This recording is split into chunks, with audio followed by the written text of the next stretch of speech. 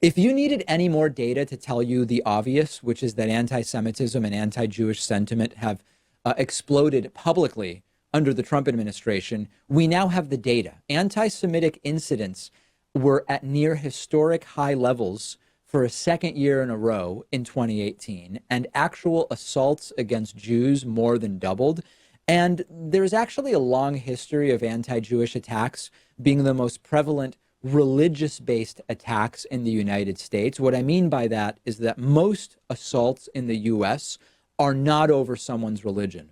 But if we look just at religiously motivated assault, Jews have been the top target for a very long time. And these numbers have exploded according to the Anti-Defamation League's record report of anti-Semitic incidents. There were 1,879 attacks against Jews and Jewish institutions last year. The data goes back to the 70s, and this was the third highest year on record. Now, these are not all criminal actions. It can include subcriminal stuff, but it also includes criminal activity. But then we get into actual assaults. There were 59 specific people who were victims of assault on the basis of their Judaism, more than doubling from 2017. The most common incidents are, in addition to physical assaults, anti-Semitic harassment and vandalism. Vandalism is a very common one. Very interesting question about this is how many of these incidents are connected to known extremists or anti-Semites. And the Anti-Defamation League and their Center on Extremism have this really large database of people that are known to them, extremists that are known to them. And last year, 13% of the incidents they tracked, about 250,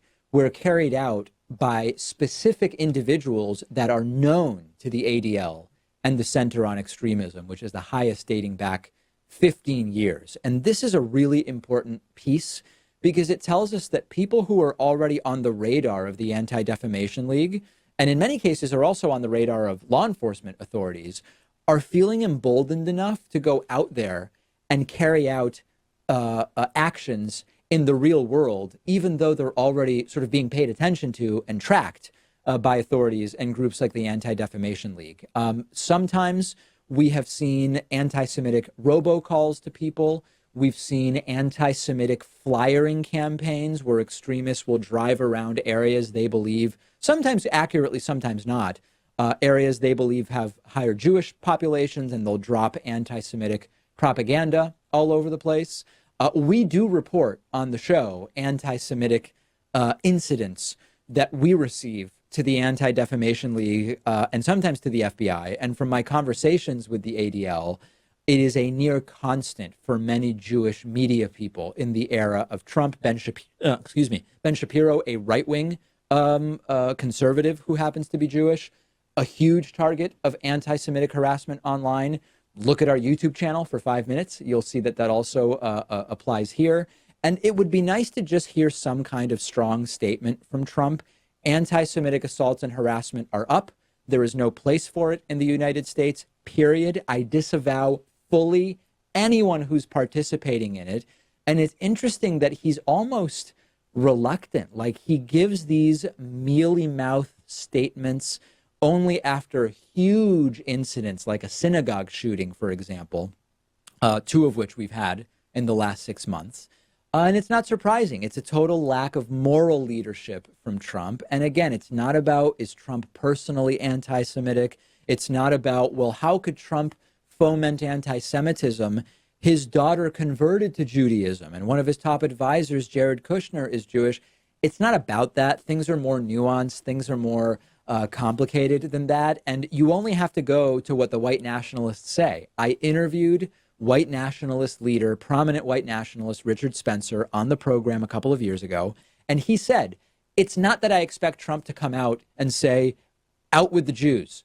It's that we see Trump's signaling, whether it comes from his comments about Mexicans, about asshole countries, about immigration. Trump is sending a signal that he's the closest thing to our worldview that we've had in the White House for a very long time in the modern era, and that he won't aggressively go after us. And that is exactly what has been borne out by the actual real world actions of Donald Trump, and the effects are visible so clearly in the data.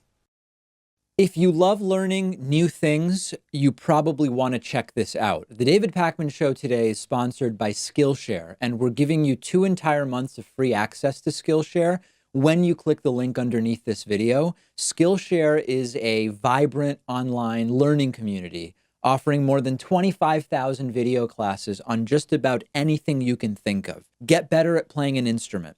Learn to use Photoshop, how to edit videos. They have classes on drawing, painting, business, cooking, nutrition, personal productivity, and I'm not even really scratching the surface. I recently took a great class on introductory watercolor painting.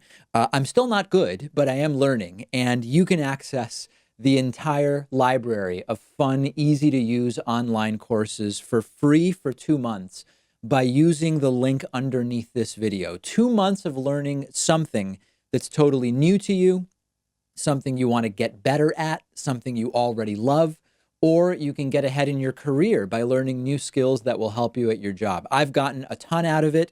Pat has taken some courses that he's found really valuable, and I think you'll love it too. Get started for free by clicking the link under this video.